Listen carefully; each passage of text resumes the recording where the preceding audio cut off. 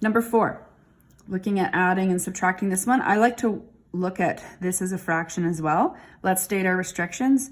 Looking at the denominator, x cannot equal 0, y cannot equal 0, x squared is already included when we have x cannot equal 0.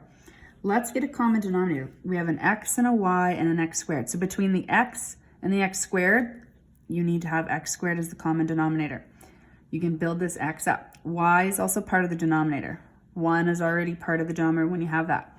So our new denominator is x squared y. So that means you would have to multiply this denominator by x to have gotten that, which means you would have to multiply x by 2x. So we have 2x squared plus this would have had to been multiplied by y. So this has to be multiplied by y. So you get 4y.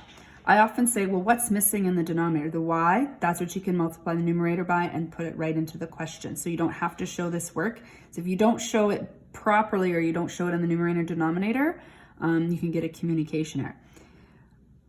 Minus what's missing in the denominator? X squared y. So that means you'd have to times 3 by x squared y. So I'm going to just show how I talk through it. I don't necessarily have to show my work up here in the question, but I could tell what was missing. Now I look to see if there's any like terms. 2x squared plus 4y minus 3x squared. There is not. There's no factoring I can be done. There's no greatest common factor. So that would be my final answer.